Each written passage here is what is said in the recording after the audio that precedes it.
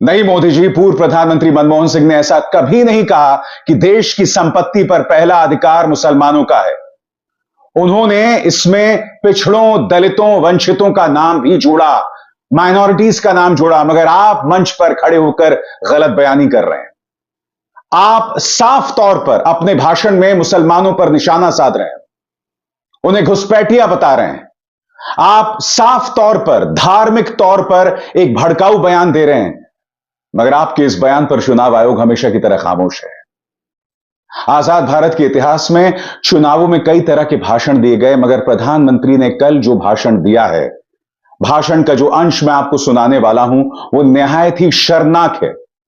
वो न सिर्फ पूर्व प्रधानमंत्री मनमोहन सिंह के बयान को गलत ढंग से पेश कर रहे हैं, बल्कि देश की माइनॉरिटीज यानी मुसलमानों की तुलना जो है घुसपैठियों से कर रहे हैं। एक निहायत ही भड़काऊ बयान। मैं आज एक सवाल पूछना चाहता हूं प्रधानमंत्री मोदी से। मोदी जी, क्या पहले चरण में जो मतदान हुआ है उससे आप इस कदर बौखलाए हुए हैं कि आप खुला खेल फर्रुखाबादी खेलने लग गए, खुलेआम सांप्रदायिक तौर पर भड़काऊ बयान देने लगे? और चुनाव आयोग हमेशा की तरह खामोश रहेगा, which is so shocking but not surprising. चुनाव आयोग से मुझे यही उम्मीद है कि आप पक्षपात करेंगे। आप शिवसेना अगर जय भवानी का नारा लगाता है, उसको लेकर आप उनके खिलाफ फरमान जारी करते हैं, मगर प्रधानमंत्री के नारों पर आप चुप्पी साधे रहते हैं। मैं आपको बताऊंगा कि पूर्व प्रधानमंत्री मनमोहन सिंह ने क्या कहा था, और उनका यह बयान साल 2006 का है। मगर सबसे पहले मैं आपको सुनाना चाहता हूं प्रधानमंत्री का वो शर्मनाक बयान, जिसमें वो न सिर्फ गलत बयानी कर रहे हैं, कायदे से मुझे झूठ बोलना चाहिए मगर नहीं, मैं आपके पद की बहुत इज्जत करता हूं मोदी जी, जिसमें वो न सिर्फ गलत बयानी कर रहे हैं बल्कि मुसलमानों को घुसपैठिया बता रहे हैं। Very shocking. सुनिए प्रधानमंत्री मोदी क्या कहते हैं। और पहले जब उनकी सरकार थी, उन्होंने कहा था कि देश की संपत्ति पर पहला अधिकार मुसलमानों का है। इसका मतलब ये संपत्ति इकट्ठी करके किसको बांटेंगे? जिनके ज्यादा बच्चे हैं उनको बांटेंगे, घुसपैठियों को बांटेंगे। क्या आपकी मेहनत की कमाई का पैसा घुसपैठियों को दिया जाएगा? आपको मंजूर है ये कांग्रेस का मैनिफेस्टो कह रहा है कि वो माताओं बहनों का सोने का हिसाब करेंगे, उसकी जड़ती करेंगे, जानकारी लेंगे और फिर उस संपत्ति को बांट देंगे और उनको बांटेंगे जिनको मनमोहन सिंह जी की सरकार ने कहा था कि संपत्ति पर पहला अधिकार मुसलमानों का है। भाइयों बहनों, ये अर्बन नक्सल की सोच, मेरी माताओं बहनों, ये आपका मंगलसूत्र भी बचने नहीं देंगे, यहां तक जाएंगे मैं कहने आया। माताओं के गहने। सबसे शॉकिंग बात, वो कांग्रेस के घोषणा पत्र को लेकर गलत कह रहे हैं कि आपका जो सोना जो है, आपकी संपत्ति लेकर घुसपैठियों को बांट दिया जाएगा। और आपने देखा उन्होंने शुरू में मुसलमान का नाम लिया। मुसलमान, घुसपैठिया, कांग्रेस के मैनिफेस्टो को गलत ढंग से पेश करना, यह कहना कि कांग्रेस के मैनिफेस्टो में इस बात का जिक्र है कि आपकी संपत्ति को मुसलमानों और घुसपैठियों को बांट दिया जाएगा। प्रधानमंत्री, आपकी क्या मजबूरी है कि आप खुलेआम इस तरह की गलत बयानी कर रहे हैं? क्योंकि कांग्रेस के घोषणा पत्र को मैंने भी पढ़ा है और उस घोषणा पत्र में साफ तौर पर संविधान का हवाला देकर माइनॉरिटीज के उत्थान की बात की गई है। उसमें यह भी लिखा गया है कि मुसलमानों के पर्सनल लॉज में सुधार लाया जाएगा उनके साथ मशवरा करके, यानी उनको मॉडर्नाइज किया जाएगा। मगर आप खुलेआम इस तरह से अपने इस 1 मिनट के बयान में गलत बयानी कर रहे हैं। राहुल गांधी ने पलटवार किया है दोस्तों। राहुल गांधी कह रहे हैं यह प्रधानमंत्री की बौखलाहट बता रहा है। मैं आपको बतलाना चाहूंगा कि दरअसल राहुल गांधी ने कहा क्या है और फिर पूर्व प्रधानमंत्री मनमोहन सिंह ने क्या कहा था, वो भी बयान मैं आपको सुनाऊंगा। सबसे पहले राहुल गांधी का बयान। पहले चरण के मतदान में निराशा हाथ लगने के बाद नरेंद्र मोदी के झूठ का स्तर इतना गिर गया है कि घबराकर वो अब जनता को मुद्दों से भटकाना चाहते हैं। कांग्रेस के क्रांतिकारी मैनिफेस्टो को मिल रहे अपार समर्थन के रुझान आने शुरू हो गए हैं। देश अब अपने मुद्दों पर वोट करेगा, अपने रोजगार, अपने परिवार और अपने भविष्य के लिए वोट करेगा। भारत भटकेगा नहीं। और अब मैं आपको सुनाना चाहता हूं कि पूर्व प्रधानमंत्री मनमोहन सिंह ने दरअसल कहा क्या था दोस्तों। उनका अंग्रेजी में पूरा का पूरा बयान है, मगर वो बयान आपको दिखाने से पहले मैं आपको पढ़ के सुनाना चाहता हूं। एक एक शब्द पर गौर कीजिएगा। पूर्व प्रधानमंत्री मनमोहन सिंह ने साफ तौर पर कहा था कि देश की संपत्ति पर, देश के रिसोर्सेज पर पिछड़ों, दलितों, वंचितों, माइनॉरिटीज, खासकर मुसलमानों का पहला अधिकार है। वो अगर ऐसा कह रहे हैं तो कुछ गलत नहीं कह रहे हैं, क्योंकि इस देश के इतिहास में पिछड़ों, दलितों और वंचितों के साथ अन्याय हुआ है। यही वजह है कि मनमोहन सिंह ये बात कह रहे थे, मगर प्रधानमंत्री मोदी उनके बयान को गलत ढंग से पेश कर रहे हैं। मैं आपको बतलाना चाहता हूं कि मनमोहन सिंह ने दरअसल कहा क्या था। आपके स्क्रीन पर एक एक पंक्ति पर गौर कीजिएगा। मेरा मानना है कि हमारी सामूहिक प्राथमिकताएं स्पष्ट हैं। कृषि, सिंचाई, जल संसाधन, स्वास्थ्य, शिक्षा, ग्रामीण बुनियादी ढांचे में महत्वपूर्ण निवेश और सामान्य बुनियादी ढांचे के लिए आवश्यक सार्वजनिक निवेश की जरूरतें, साथ ही अनुसूचित जाति, अनुसूचित जनजाति, अन्य पिछड़े वर्गों के उत्थान के लिए कार्यक्रम, अल्पसंख्यक और महिलाओं और बच्चों के लिए कार्यक्रम, अनुसूचित जातियों और अनुसूचित जनजातियों के लिए योजनाओं को पुनर्जीवित करने की जरूरत है। हमें नई योजना लाकर यह सुनिश्चित करना होगा कि अल्पसंख्यकों का और खासकर मुसलमानों का भी उत्थान हो सके, विकास का फायदा मिल सके। इन सभी का संसाधनों पर पहला हक है। गौर कीजिए इस पंक्ति पर, इन सभी का संसाधनों पर पहला हक है। सिर्फ मुसलमानों का संसाधनों पर पहला हक है, यह पूर्व प्रधानमंत्री मनमोहन सिंह ने नहीं कहा था। तो सवाल यह कि प्रधानमंत्री नरेंद्र मोदी गलत बयानी क्यों कर रहे हैं? सुनिए, केंद्र के पास बहुत सारी जिम्मेदारियां हैं और ओवरऑल संसाधनों की उपलब्धता में सबकी जरूरतों का समावेश करना होगा। सबकी जरूरतों का समावेश।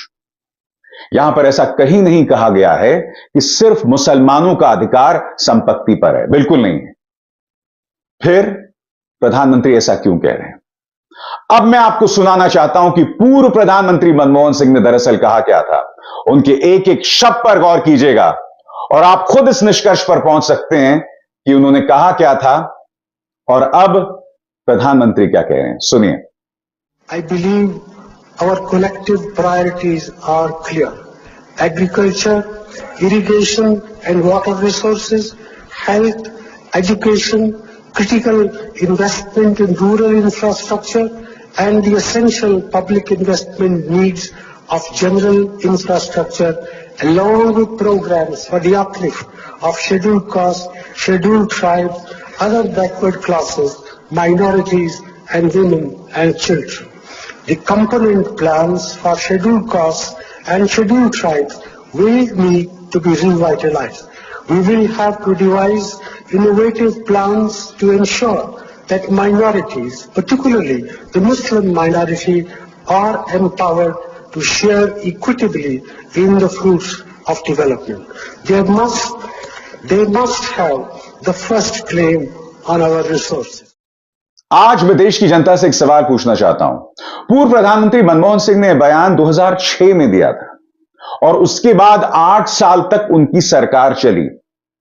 मैं आपसे एक सरल सवाल पूछना चाहता हूं, क्या उन 8 सालों में इस देश के जो तमाम स्रोत हैं, रिसोर्सेज हैं, संसाधन हैं, वो सब मुसलमानों को सौंप दिए गए? क्या मुसलमानों को नौकरियों में रिजर्वेशन दिए कांग्रेस सरकार ने? नहीं दिए ना। 8 साल उसके बाद हमने कांग्रेस की सरकार को देखा, मुसलमानों को कोई स्पेशल ट्रीटमेंट मिला नहीं। तो हम सबको अपनी बुद्धि का इस्तेमाल करना चाहिए। देखिए, प्रधानमंत्री मोदी साफ तौर पर भड़काऊ बयान दे रहे हैं। उन्होंने सबसे शॉकिंग बात अपने इस भाषण में मुसलमानों की तुलना घुसपैठियों से की है, ज्यादा बच्चा पैदा करने वाला बताया, जबकि जनसंख्या के आंकड़ों का हमें विश्लेषण करना पड़ेगा। इसका ठीकरा धर्म विशेष पर फोड़ा जाना सही नहीं होगा। मगर शॉकिंग बात, प्रधानमंत्री एक भड़काऊ बयान दे रहे हैं।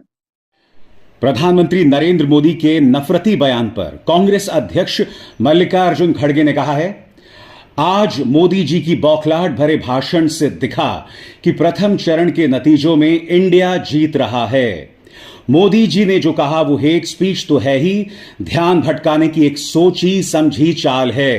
प्रधानमंत्री ने आज वही किया जो उन्हें संघ के संस्कारों में मिला है।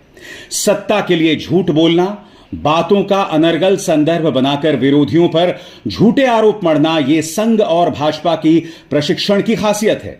देश की 140 करोड़ जनता अब इस झूठ के झांसे में नहीं आने वाली है। हमारा घोषणा पत्र हर एक भारतीय के लिए है, सबकी बराबरी की बात करता है, सबके लिए न्याय की बात करता है। कांग्रेस का न्याय पत्र सच की बुनियाद पर टिका है, मगर लगता है गेबल्स रूपी तानाशाह की कुर्सी अब डगमगा रही है। भारत के इतिहास में किसी भी प्रधानमंत्री ने अपने पद की गरिमा को इतना नहीं गिराया जितना मोदी जी ने गिराया है। मैं फिर पूछना चाहता हूं, क्या पहले चरण में जो वोटिंग पड़ी है, जिसमें कम लोग वोट देने आए हैं, क्योंकि 2019 की तुलना में इस बार वोटिंग के आंकड़े में करीब 3 से 4% गिरावट आई है। कई जगहों से यह भी खबरें आ रही हैं कि जो भाजपा के स्ट्रेंथ वाले इलाके हैं, मजबूती वाले इलाके हैं, वहां पर कम लोग निकले वोट देने के लिए। क्या प्रधानमंत्री की बौखलाहट इसी का परिणाम है? तो जैसा कि आप जानते हैं, पूर्व प्रधानमंत्री मनमोहन सिंह ने बयान साल 2006 में दिया था, और मैं आपको बतलाना चाहूंगा कि उस वक्त भी भाजपा ने उनके बयान को तोड़ मरोड़ कर पेश करने की कोशिश की थी। तब उस वक्त प्रधानमंत्री कार्यालय को यह स्पष्टीकरण देना पड़ा था, जो उनके वेबसाइट पर अब भी मौजूद है। मैं आपको बतलाना चाहता हूं, इसमें साफ तौर पर लिखा गया है कि through a deliberate and mischievous misinterpretation of what the prime minister said here yesterday at the meeting of the National Development Council on fiscal priorities of the government, an avoidable controversy has been generated.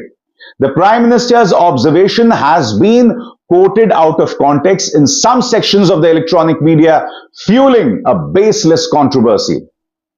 यहां पर पूर्व प्रधानमंत्री मनमोहन सिंह की तरफ से स्पष्टीकरण जारी किया गया था कि उनके बयान को तोड़ मरोड़ कर पेश किया गया था, और प्रधानमंत्री ने क्या कहा हम सब ने सुना। मगर प्रधानमंत्री मोदी के इस भड़काऊ बयान पर गौर कीजिए। यह आपकी संपत्ति लेकर घुसपैठियों में बांट देंगे, उन्हें बांटेंगे जिनमें ज्यादा बच्चे हैं। आखिर क्यों प्रधानमंत्री मोदी, आप क्यों इस तरह की गलत बयानी कर रहे हैं? आपकी क्या मजबूरी है कि आप इस तरह से मुसलमानों के खिलाफ और भीड़ को खड़ी कर रहे हैं? क्या मजबूरी है आपकी? और चुनाव आयोग खामोश रहेगा। आप जानते हैं, जैसे जैसे चुनाव बढ़ता जा रहा है, प्रधानमंत्री की बौखलाहट आप साफ तौर पर देख रहे हैं। अब इनके इस ताजा बयान पर गौर कीजिए। भारत और विदेश के ताकतवर लोग मिलकर मुझे हटाना चाहते हैं। प्रधानमंत्री, मैं आपसे समझना चाहता हूं, आप विक्टिम कार्ड कब तक खेलेंगे? आप इस देश के सबसे ताकतवर शख्सियत हैं, मगर अब भी आप इस तरह की राजनीतिक रुदाली करते हैं। मैं समझना चाहता हूं क्यों। आखिर क्या वजह आप इस तरह के बयान देते हैं? आपने एशिया नेट को दिए गए इंटरव्यू में यह कहा कि आपने इस देश से वीआईपी कल्चर खत्म कर दिया है। मैं आपको बतलाना चाहता हूं प्रधानमंत्री, आपके युग में वीआईपी कल्चर का यह आलम है कि आप कैमरे के सामने अपने अलावा किसी को टिकने नहीं देते हैं। आपके और कैमरे के बीच में अगर कोई आ जाए तो आप उसे हटा देते हैं। वीआईपी कल्चर का यह आलम है कि आप जो कपड़े पहनते हैं वो सबसे ज्यादा महंगे कपड़े होते हैं। आप जो चश्मा पहनते हैं वो सबसे ज्यादा महंगा चश्मा होता है। यहां तक कि आपकी वेशभूषा में आपका अपना नाम जो है वो लगा होता है। मैं आपसे पूछना चाहता हूं प्रधानमंत्री, क्या आपको अधिकार है, जो आपने इस इंटरव्यू में कहा है कि आपने वीआईपी कल्चर खत्म किया, ये बातें करने का? सुनिए प्रधानमंत्री ने एशिया नेट को दिए गए इंटरव्यू में कहा क्या था। देखिए, मैं मानता हूं अब वीआईपी नहीं, मेरे लिए तो ईपीआई है। और जब मैं ईपीआई कहता हूं तो एवरी पर्सन इज इंपॉर्टेंट, और यही हुआ। और लाल बत्ती से लेकर हर एक्शन में वीआईपीज़म को खत्म करने का मेरा प्रयास रहा है। कुछ चीजें जरूरत पड़ती है, वो तो मैं समझ सकता हूँ कि एकदम से आप ये चाहोगे कि भाई देश के राष्ट्रपति जी वैसे फुटपाथ पर पैदल चले जा रहे, ऐसा तो मैं नहीं चाहूंगा। ये कोई तरीका ठीक नहीं है। लेकिन हमारा कुछ, अब जैसे वैक्सीनेशन हुआ, जीवन मरण का सवाल था कोविड का, मैं भी वैक्सीन ले सक रहा था, लेकिन मैंने तय किया कि मेरा जो नियमों में नंबर लगेगा उसी दिन मैं जाऊंगा, और मैंने तब तक वैक्सीन नहीं लिया था। इतना ही नहीं साहब, मेरी माताजी 100 साल की हुई, मेरी माताजी का स्वर्गवास सरकारी अस्पताल में हुआ। उसने आखिरी जीवन में कभी उसको अस्पताल जाना नहीं पड़ा, आखिरी जाना पड़ा 1 वीक के लिए, लेकिन वो सरकारी अस्पताल में गई और उसकी अंत्येष्टि भी जो सरकारी स्मशान गृह होता है पब्लिक का, वहीं किया। तो वीआईपी कल्चर के खिलाफ मैं अपने व्यवहार से जितना कर सकता हूं मैं करता हूं। प्रधानमंत्री कह रहे हैं कि मैंने वीआईपी कल्चर खत्म किया है। वीआईपी कल्चर से क्या मतलब मैं आपको बताता हूं। नई संसद का उद्घाटन होता है प्रधानमंत्री, और आप राष्ट्रपति द्रौपदी मुर्मू को बुलाते तक नहीं हैं। वीआईपी कल्चर का यह आलम है कि आप संवैधानिक पद की निगाह से राष्ट्रपति द्रौपदी मुर्मू आपसे ऊपर हैं, मगर आप अपने पद के सामने किसी को कुछ नहीं समझते हैं। क्या यह वीआईपी कल्चर नहीं है? आपने अपने सामने किसी को कुछ समझा ही नहीं है और अब आप वीआईपी कल्चर को खत्म करने की बात कर रहे हैं। मैं चुनाव आयोग से फिर पूछना चाहूंगा, प्रधानमंत्री खुलेआम सांप्रदायिक तौर पर भड़काऊ बयान दे रहे हैं, मगर क्या आप इन पर पाबंदी लगाएंगे, इनके चुनाव प्रचार पर नहीं? क्योंकि चुनाव आयोग पूरी तरह से नतमस्तक है प्रधानमंत्री मोदी के सामने। देखिए किस तरह से धार्मिक नारे यहां पर प्रधानमंत्री लगा रहे हैं। मेरे साथ बोलिए, जय श्री राम, जय श्री राम, जय जय श्री राम, जय जय श्री राम, जय जय श्री राम। लक्ष्मण जानकी, राम लक्ष्मण जानकी, राम लक्ष्मण जानकी, जय श्री राम। आप में से जो लोग कह रहे हैं कि प्रधानमंत्री जो धार्मिक नारे लगा रहे हैं उसमें क्या गलत है, तो फिर मैं आपसे पूछना चाहता हूं, चुनाव आयोग के दोहरे मापदंड क्यों? उद्धव सेना के खिलाफ तो आप कार्रवाई कर रहे हैं, उनकी आप आलोचना कर रहे हैं, उन्हें आप फटकार रहे हैं, मगर प्रधानमंत्री के खिलाफ आप एक शब्द नहीं बोल रहे हैं। मैं आपको बतलाना चाहता हूं दोस्तों, खबर क्या है। चुनाव आयोग ने शिवसेना उद्धव ग्रुप के मशाल सॉन्ग में भवानी शब्द के इस्तेमाल पर नोटिस भेजा है। चुनाव आयोग ने जय भवानी शब्द हटाने को कहा है। ठाकरे ने कहा कि वो अपने थीम सॉन्ग से भवानी शब्द को नहीं हटाएंगे। चुनाव आयोग को जो कार्रवाई करनी है करे। उद्धव ने कहा कि चुनाव आयोग पहले प्रधानमंत्री मोदी और अमित शाह पर कार्रवाई करे, और यहां पर आप अमित शाह को देख सकते हैं कि श्री राम की तस्वीर हाथ में लिए वो वोट मांग रहे हैं। साफ तौर पर पक्षपात दिखाई देता है। शिवसेना के थीम सॉन्ग में अगर जय भवानी है तो आप उन्हें फटकार लगाते हैं, कहते हैं इसे हटाइए, मगर मैंने आपको सुना है प्रधानमंत्री साफ तौर पर धार्मिक नारे लगा रहे हैं, उन पर कोई कार्रवाई नहीं है। प्रधानमंत्री मुसलमानों की तुलना घुसपैठिए से कर रहे हैं, एक भीड़ खड़ी कर रहे हैं अपने इस शर्मनाक बयान के जरिए। पूर्व प्रधानमंत्री मनमोहन पर गलत बयानी कर रहे हैं, मगर उन पर कोई कार्रवाई नहीं है। मैं इसलिए आपसे बार बार कहता हूं दोस्तों कि यह चुनाव बराबरी का नहीं है, यह एक तरफा चुनाव है जिसमें पूरी तरह से सिस्टम जो है वो भाजपा के पक्ष में खेल रहा है। और एक और चीज, ये जो कार्यक्रम मैं कर रहा हूं, मैं दावे के साथ कह सकता हूं, प्रधानमंत्री ने जो शर्मनाक बयान दिया, इस पर गोदी मीडिया जहरीला डिबेट करेगा, क्योंकि प्रधानमंत्री ने गोदी मीडिया को भी कहीं ना कहीं इशारा कर दिया है कि अब तुम्हें किस तरह से चुनाव में खेलना है, किस तरह से सांप्रदायिक ध्रुवीकरण करना है। मैं फिर आपसे पूछना चाहता हूं प्रधानमंत्री, आप जीत भी गए, आपको 400 सीटें मिल भी गई, तो किस कीमत पर? देश को बार बार बांटकर, देश में इस तरह की जहरीली राजनीति का प्रचार प्रसार करके? अरे आप तो 400 सीट मिलने का वादा पहले ही कर रहे थे। अगर 400 सीटों से कुछ कम हुई भी तो 300 सीटें हो जाएंगी, 270 सीटें हो जाएंगी, तब भी तो आपकी सरकार बन जाएगी। तो मैं आपसे सवाल पूछना चाहता हूं प्रधानमंत्री, आप समाज को बांटने का काम क्यों कर रहे हैं? आप इस तरह का शर्मनाक बयान क्यों दे रहे हैं? और देश की जनता आंख मूंदे इस तमाशे को देख रही है। देश की जनता का एक बहुत बड़ा हिस्सा इस मुद्दे पर वोट भी दे देगा, भड़क जाएगा।